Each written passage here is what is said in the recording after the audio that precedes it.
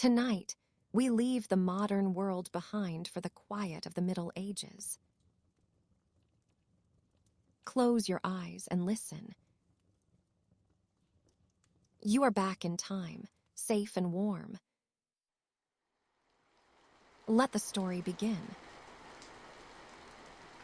You find yourself seated upon a low, three-legged stool of sturdy, unpolished oak, positioned in the very center of the monastery's inner courtyard.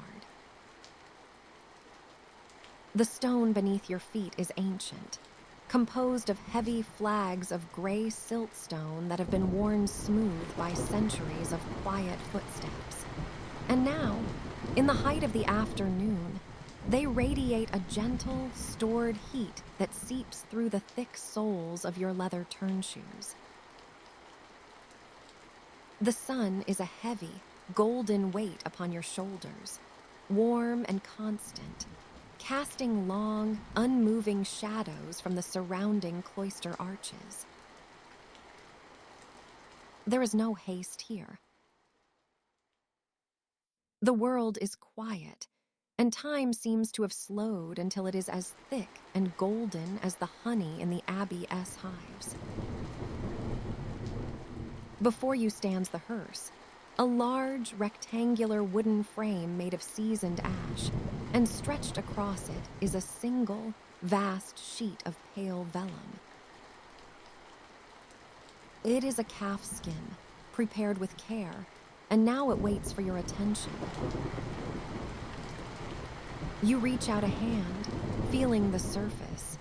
It is cool and slightly textured, like the petal of a dried lily, held in place by dozens of small, rounded pebbles called pippins, which are wrapped into the edges of the skin and tied firmly to the frame with lengths of hempen cord. You pick up the wooden key, a simple tool with a notched end, and move to the first peg on the upper right side of the frame.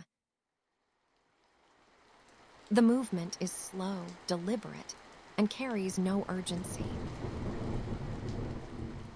You fit the key to the peg and give it a fractional turn, perhaps no more than a hair's breadth. You hear the wood groan, a low, melodic creak that speaks of tension and strength. The hempen cord tightens, the fibers rubbing against one another with a faint, dry rasp that lingers in the still air. You move to the next peg, and then the next, repeating this small, rhythmic motion. The sound of the tightening frame is the only thing that fills the courtyard, a series of slow, rhythmic wooden heartbeats.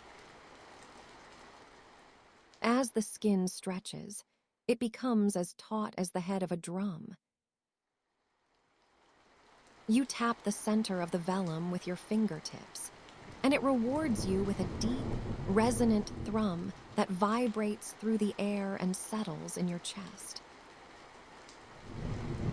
The air is filled with the scent of sun-warmed stone, the faint, clean smell of dried lime, and the sweet, herbal drift of rosemary and lavender from the small garden beds near the well.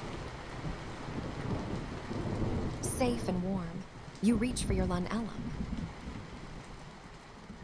This is a crescent-shaped knife, its blade a shimmering arc of polished steel, fitted with a central wooden handle that fits perfectly into the palm of your hand. The metal is cool against your skin, a sharp contrast to the warmth of the sun. You place the blade against the top of the vellum. You are not cutting. You are merely scraping, removing the tiniest imperfections to make the surface as smooth as a cloud. You begin the first stroke, moving the blade downward with a steady, unwavering pressure. The sound is a soft, rhythmic shhhhk, a long, drawn-out whisper that seems to pull the silence of the courtyard closer around you. A tiny, translucent curl of parchment rises from the blade, as thin as a moth's wing, and drifts slowly toward the ground. It falls through a shaft of light, tumbling with an agonizingly slow grace before it settles on the gray stone. You watch it for a moment, observing how the light catches its edges before you begin the next stroke. The world is quiet, and your work is the only thing that exists. You move the vellum again, a few inches to the left of the first mark.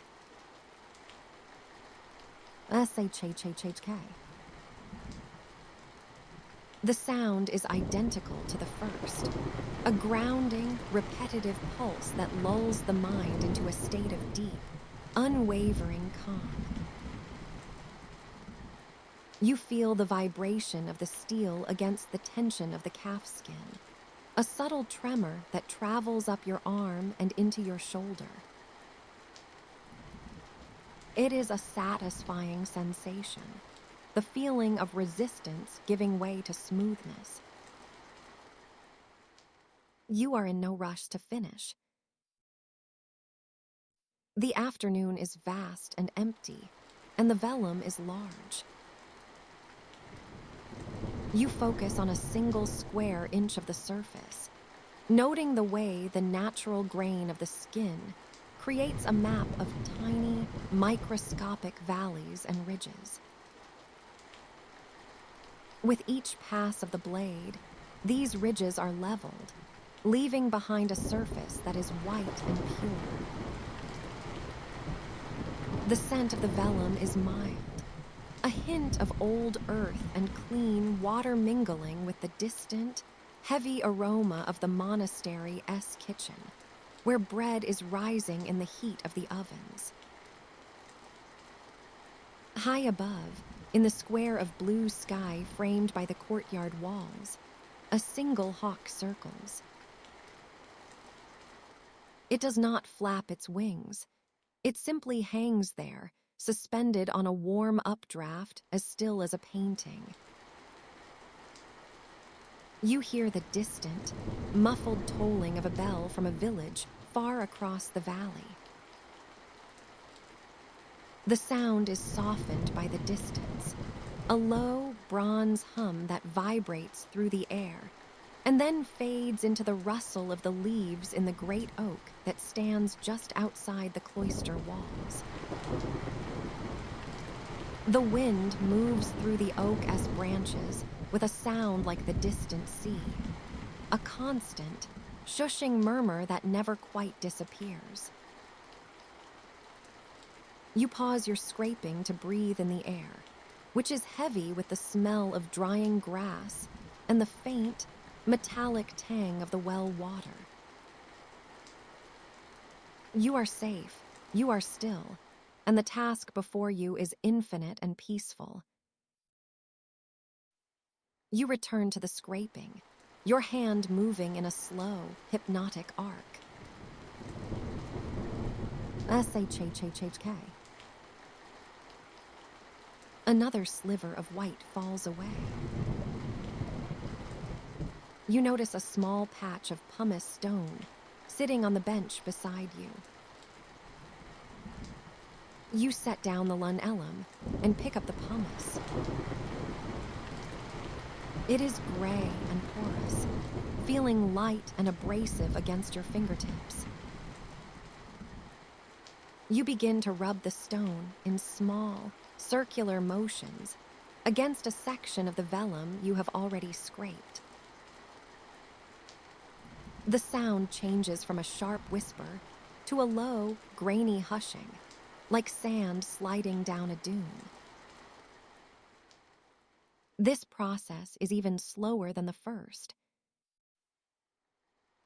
You watch the way the white dust from the pumice settles into the pores of the skin, filling them and creating a surface that is as soft to the touch as fine silk.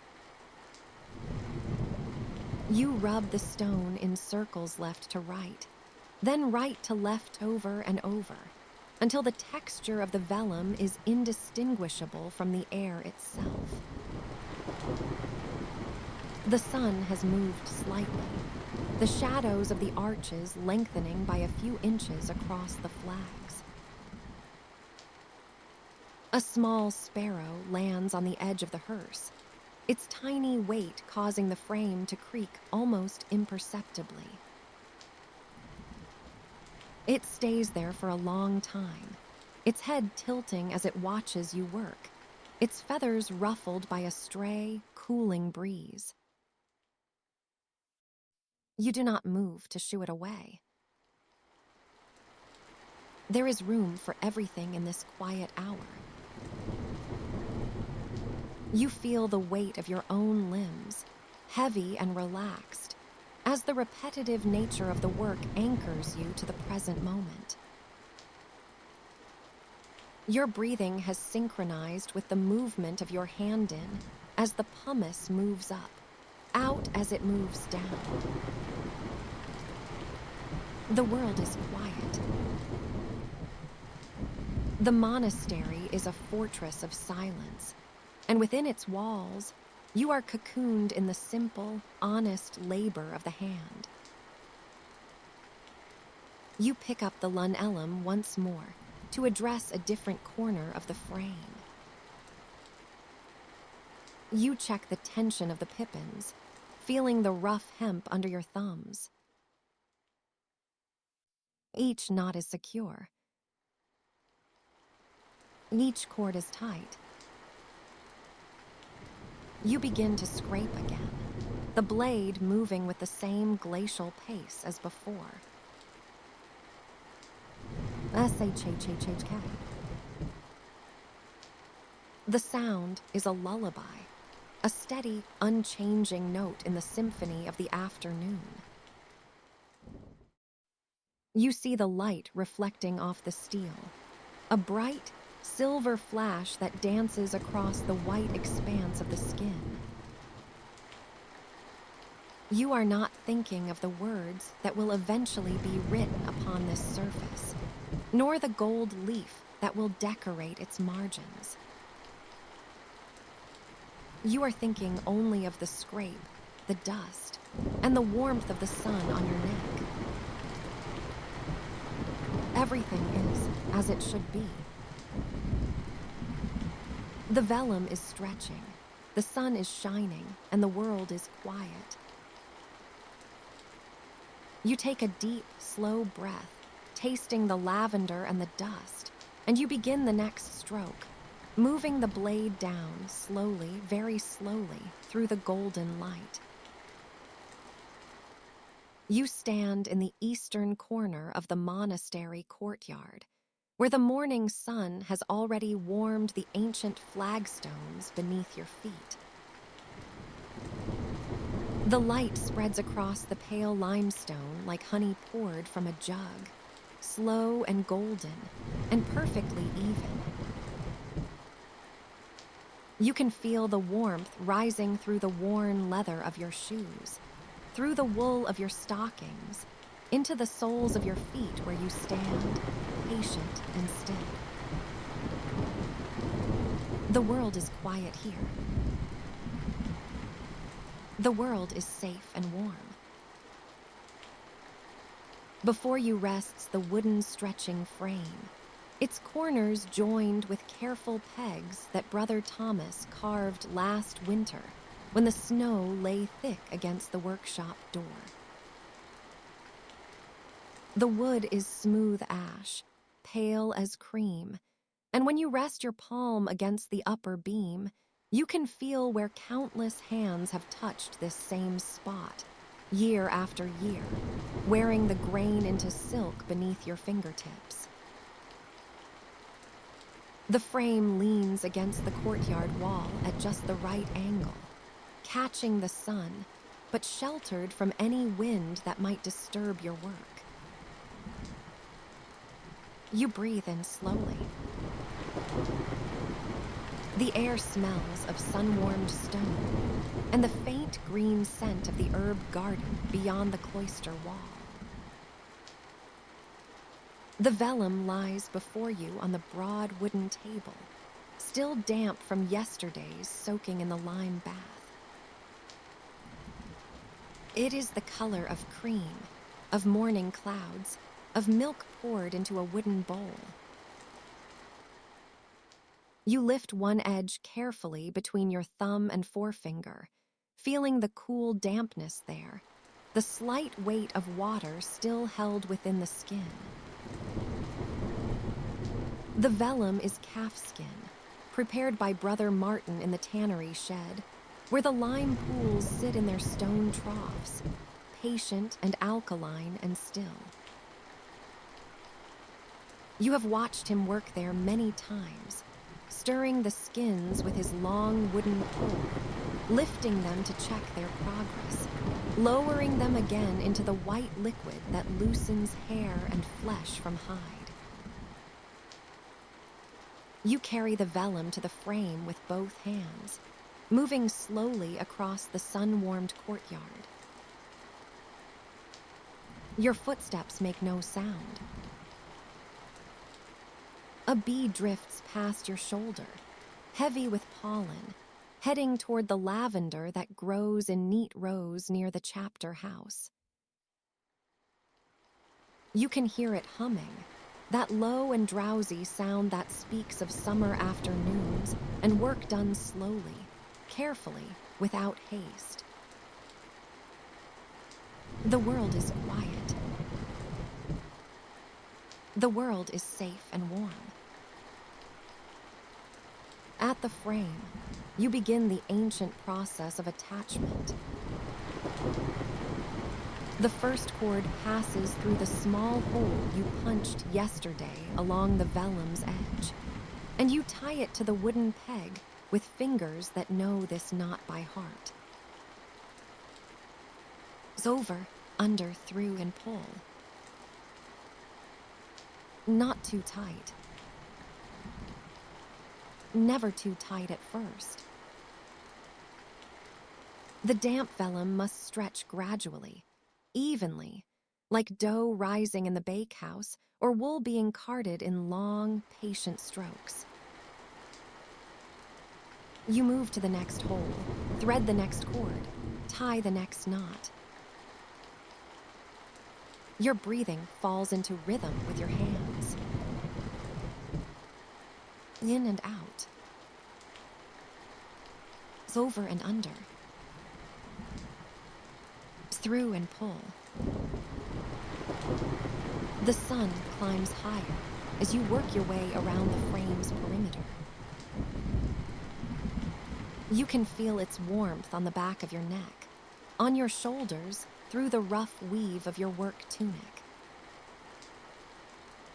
The fabric smells of lye soap and wood smoke, the same smell that fills the dormitory at night when you lie in your narrow bed and listen to the brothers breathing in their sleep. 24 holes around the vellum's edge. 24 cords to thread and tie.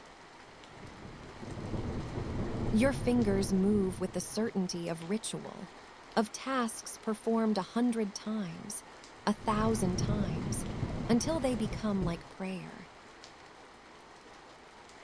When the vellum hangs secure in its frame, you fetch the lunellum from the tool chest.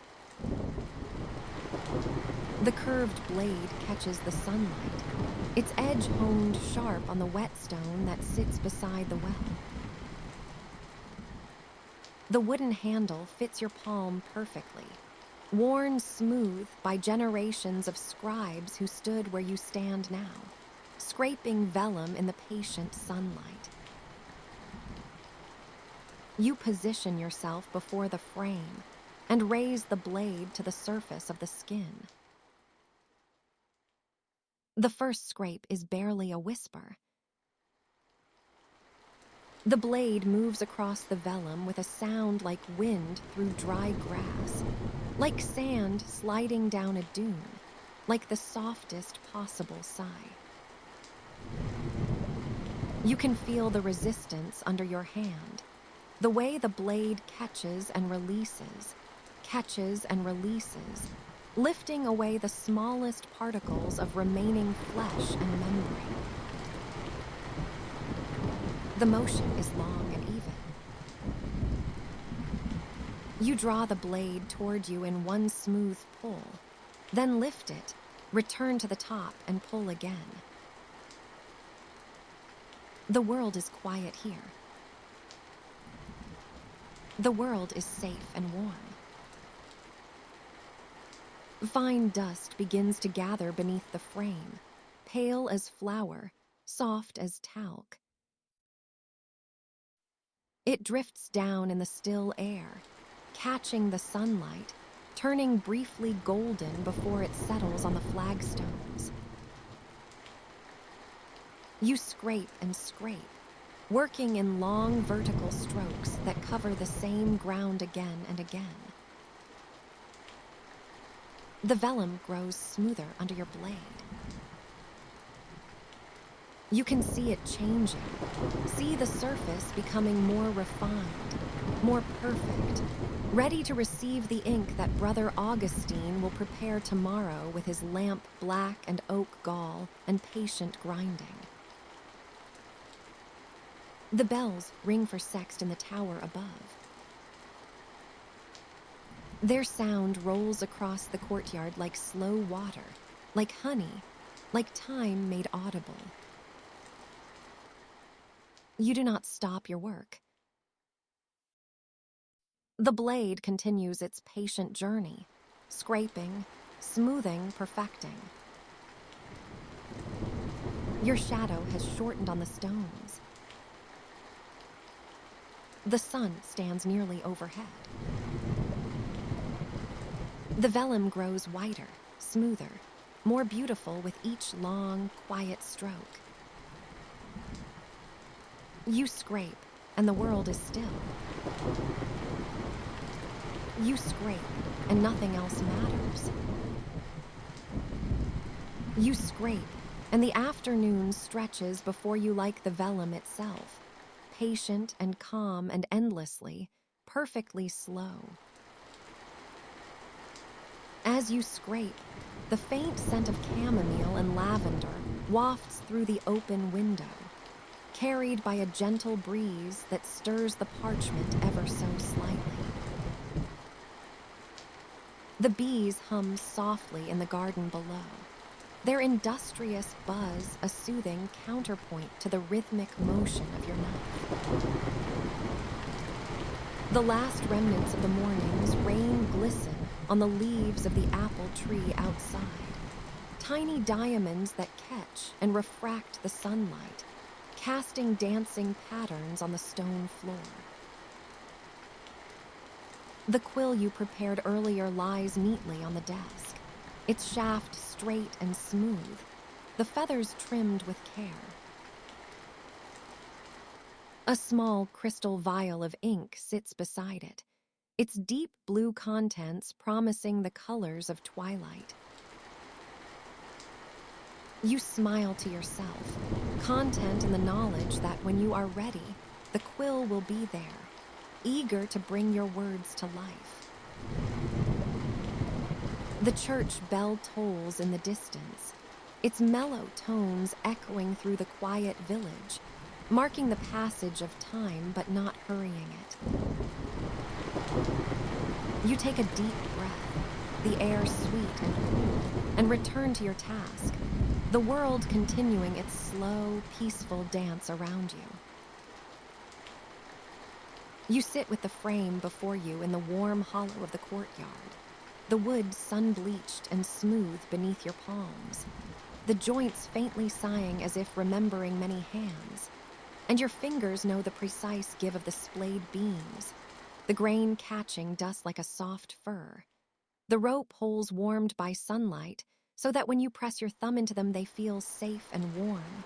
The world is quiet, and all you hear are the thin, bright clatter of the far bell, the faint rustle of plane leaves high above, and the whisper of someone else's knife a little way off, soft against white skin. The air smells of warmed wood and old glue and herbs drying on a windowsill.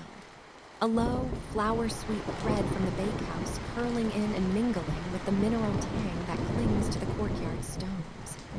And as you lay the first sheet of white vellum over the frame, the surface is cool and slightly satiny under your palm, the edge feathering like fine paper against your fingertips.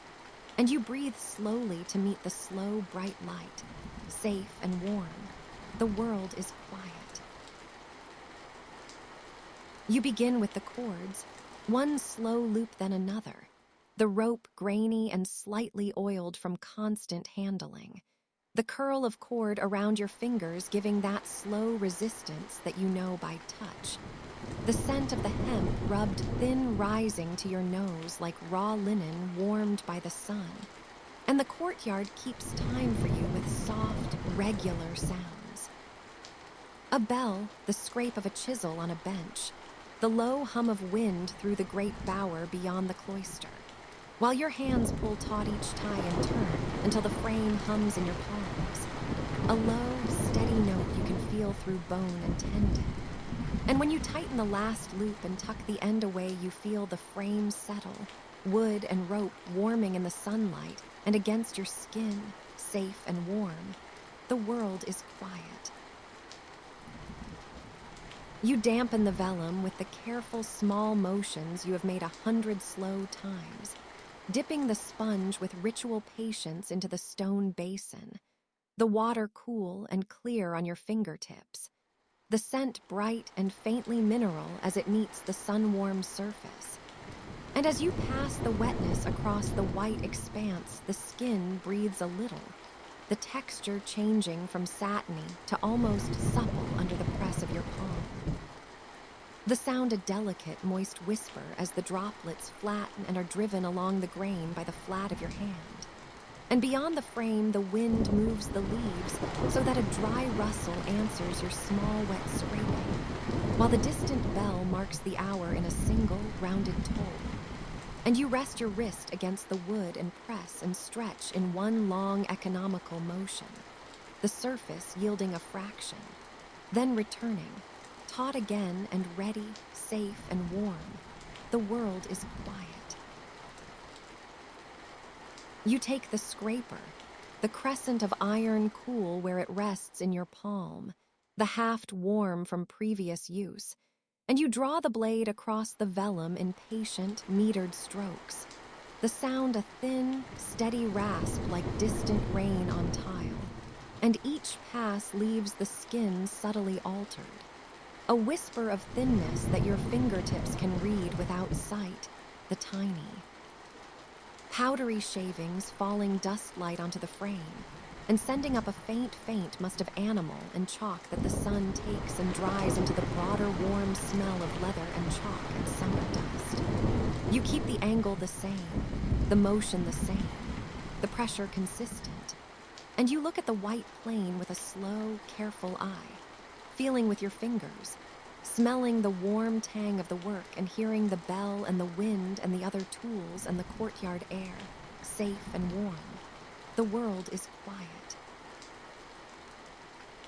You pass the pumice and rub in long, patient circles, the stone rough and whispering across the vellum, your hand moving with that soft friction that sends a dry little cloud into the sunlit air, the powder settling on your skin like the faintest ash. And when you draw your thumb along the surface afterward, you can feel the grain gather, a soft sand against skin, the smell of powdered chalk and warm hide like the inside of a quiet storeroom. And the bell repeats its slow refrain, and the scrape of the neighboring scribe continues its steady, companionable rasping.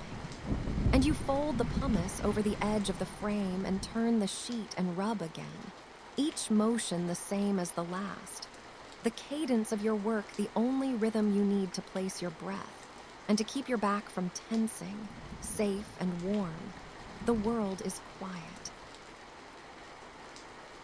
You leave the vellum to dry in the sun, the white sheet shining with a low inner light against the wooden bars, and you sit back and feel the courtyard on you like a slow tide. the heat settling into the muscles of your forearms where they rested a while ago.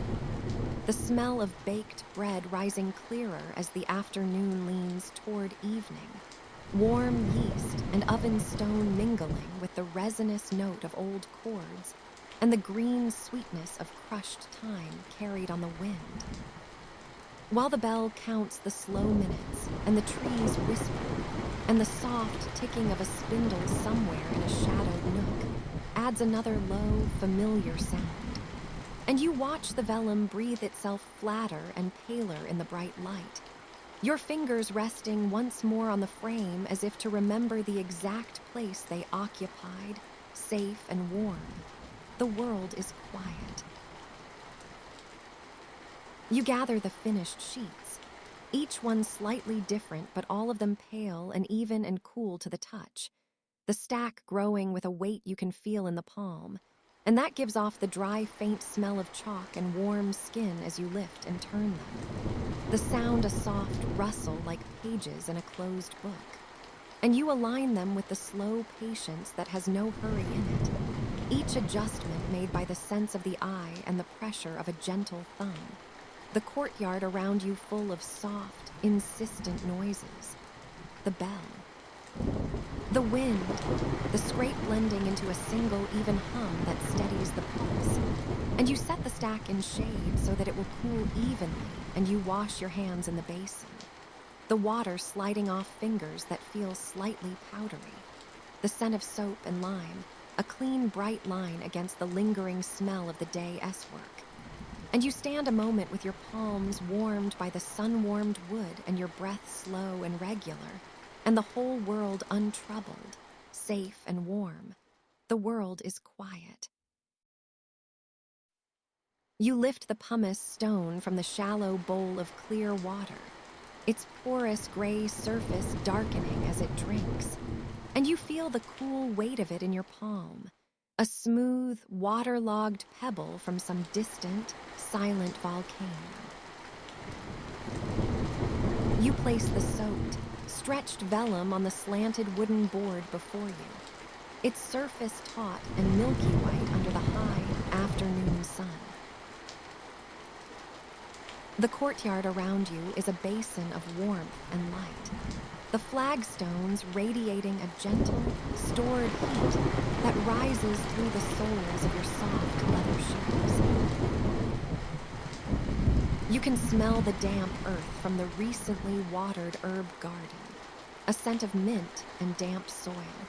And you can hear the far-off, lazy ringing of a single bell from the chapel, a bronze note that hangs in the air and slowly dissolves into the rustle of beech leaves in the wind.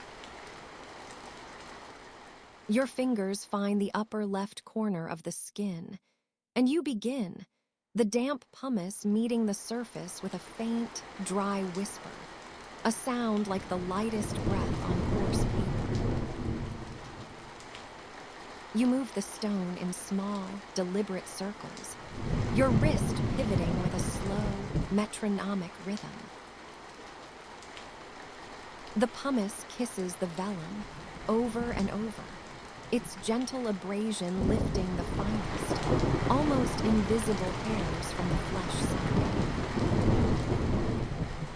You feel the texture changing under your touch, the slight resistance giving way to a smoother plane, a gradual softening that is more felt than seen.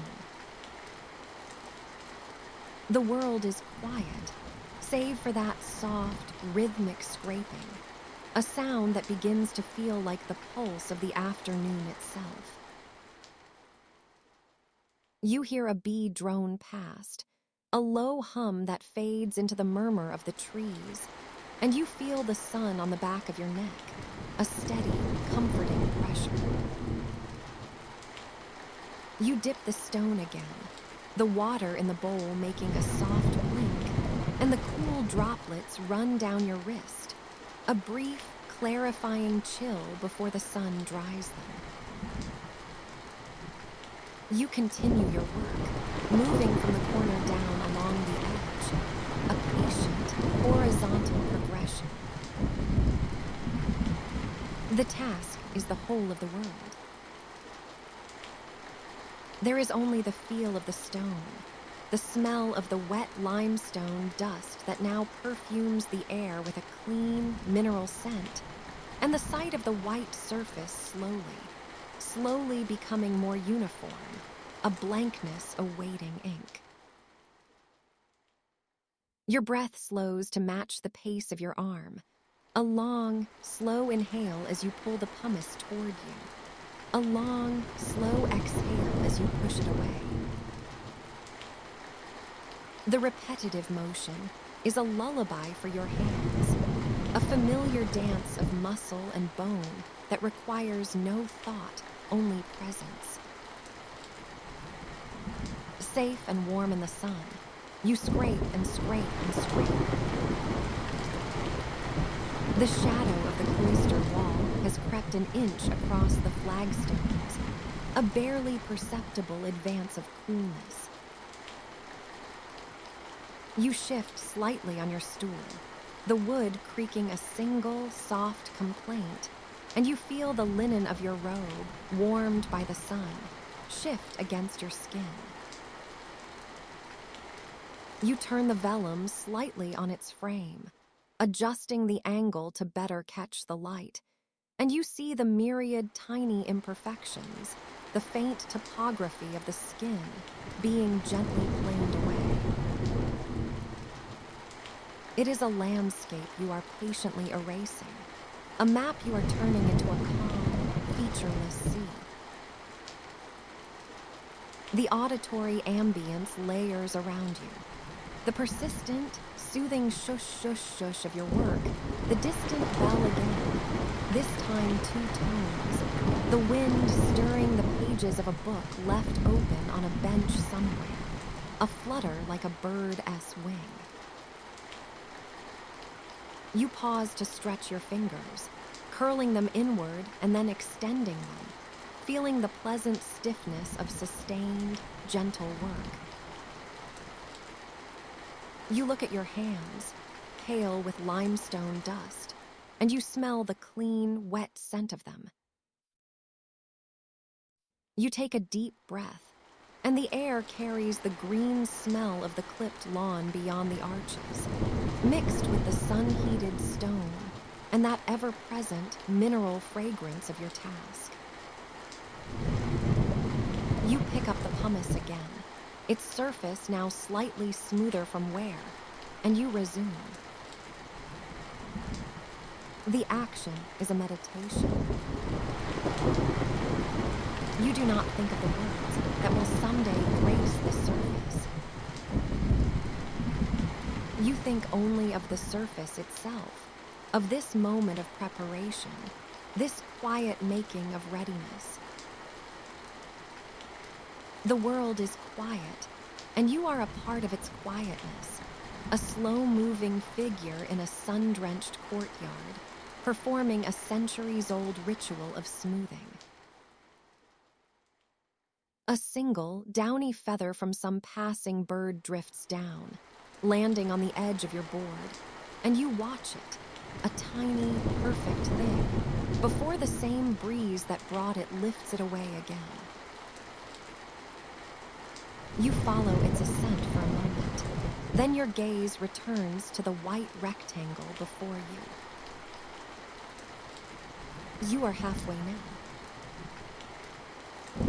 The left side is smooth as a river stone, the right side still faintly pebbled, a tactile frontier you will soon cross. The process is everything.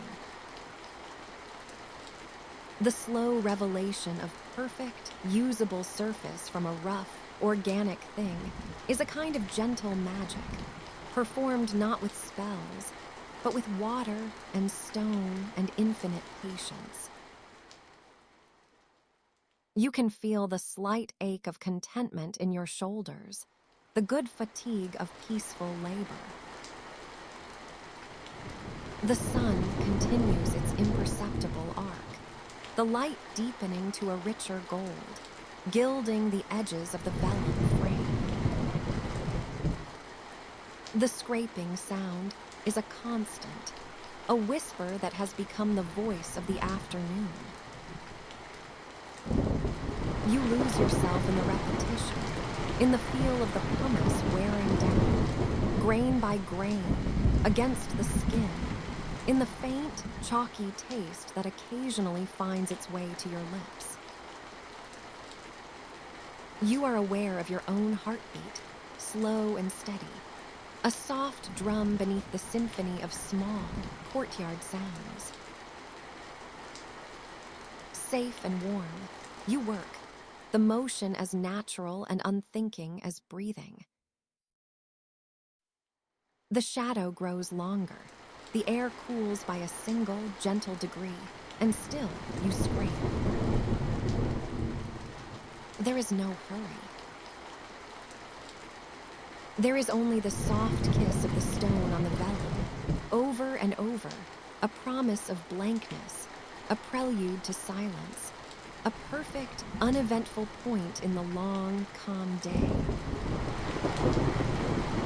A golden mote of dust dances in a stray beam of light, drifting toward the heavy oak rafters.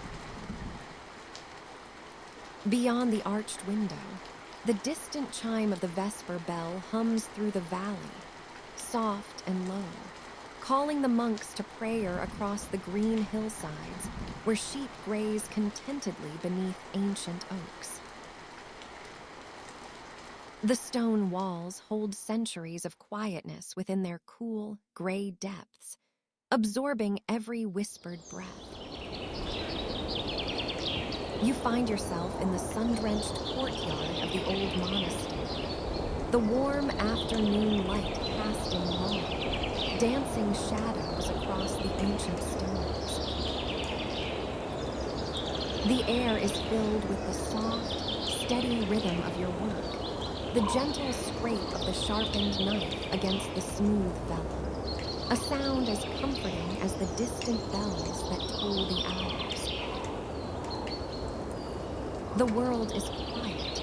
The only other sounds the rustle of leaves in the gentle breeze, and the occasional murmur of your brethren as they go about their tasks. The scent of sun-warmed stone and the faint, earthy aroma of the parchment fill your nostrils, a familiar and comforting fragrance that soothes your soul. Safe and warm in the embrace of this timeless ritual, you settle deeper into the rhythm of your work, the knife gliding effortlessly across the surface of the vellum. The parchment is spread out before you on the worn wooden frame, its surface smooth and unblemished, waiting patiently for your touch. You start at the top, the blade of your knife barely grazing the surface, the scrape of the metal against the parchment, a soft whisper in the still air. You work methodically, carefully, the knife moving in slow, steady strokes, stretching the vellum just enough to smooth out any wrinkles, to prepare it for the ink that will soon bring it to life. The sun beats down on your back, warm and comforting, its rays casting a golden glow over your workspace, highlighting the delicate dance of dust motes that swirl lazily in the air. The scraping of your knife against the parchment is a soothing, hypnotic sound, the steady rhythm a gentle lullaby that carries you away from the worries of the world. You become one with the motion, your arm moving in slow, deliberate arcs, the blade of your knife gliding effortlessly over the surface of the vellum. The world is quiet. The only sounds the soft scrape of your knife, the distant tolling of the bells, and the gentle rustle of the leaves above. You work your way down the parchment, the knife never faltering, never rushing. There is no hurry in this ancient courtyard, no need for haste. The vellum is your canvas, and you are its artist, taking your time, savoring each moment, each stroke of the knife. The scent of the parchment is strong now, the faint, earthy aroma mingling with the warm, comforting smell of sun-warmed stone. The world is quiet. The only sounds the soft scrape of your knife, the distant tolling of the bells, and the gentle rustle of the leaves above. As you reach the bottom of the parchment, you pause, admiring your work. The vellum is smooth and unblemished, ready for the ink that will soon bring it to life. You lean back, stretching your arms above your head, the sun warm on your face, the breeze gentle on your skin. The world is quiet. The only sounds the distant tolling of the bells, the gentle rustle of the leaves above, and the soft, steady rhythm of your own breath. You pick up the next sheet of vellum, its surface rough and uneven, waiting for your touch. You spread it out on the frame, the parchment smooth and supple under your hands. You start at the top, the blade of your knife barely grazing the surface, the scrape of the metal against the parchment, a soft whisper in the still air. The world is quiet. The only sounds the soft scrape of your knife, the distant tolling of the bells, and the gentle rustle of the leaves above. You work your way down the parchment, the knife never faltering, never rushing. There is no hurry in this ancient courtyard, no need for haste. The vellum is your canvas, and you are its artist, taking your time, savoring each moment, each stroke of the knife. The scent of the parchment is strong now, the faint, earthy aroma mingling with the warm, comforting smell of sun-warmed stone. The world is quiet. The only sounds the soft scrape of your knife, the distant tolling of the bells, and the gentle rustle of the leaves above. As the sun begins to dip below the horizon, casting long, dramatic shadows across the courtyard, you feel a sense of contentment wash over you. The day's work is done, the vellum smooth and unblemished, ready for the ink that will soon bring it to life.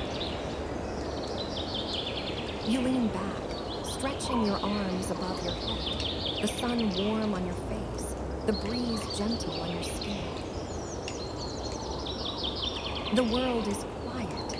The only sounds the distant tolling of the bells, the gentle rustle of the leaves above, and the soft, steady rhythm of your own breath. You gather your tools, the knife and the frame, the vellum now smooth and ready. You walk back to the scriptorium, the courtyard now bathed in the soft, golden light of the setting sun.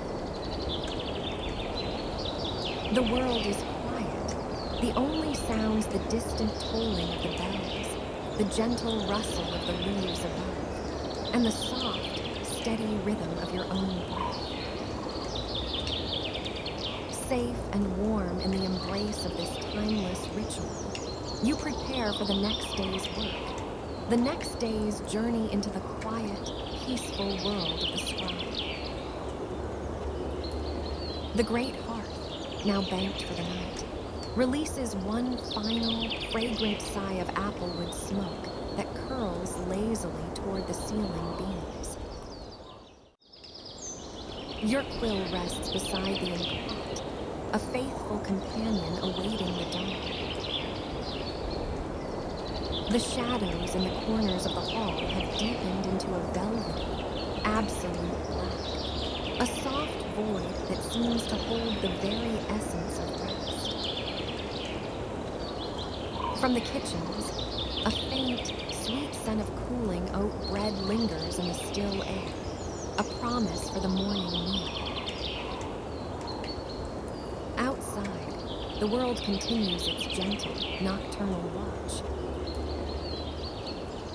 A barn owl calls, its cry a muffled, distant question answered only by the rustle of a hedgehog in the dry leaves beneath the yew tree.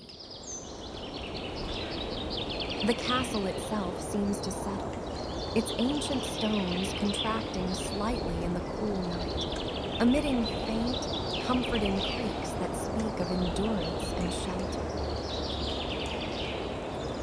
Wrapped in your cloak, you feel the gentle pressure of the straw pallet beneath you, each shift releasing a whisper of summer meadow. The last conscious thought is of the vellum page awaiting you a field of creamy white soon to be sown with careful, black script. And with that peaceful intention, you drift into a deep and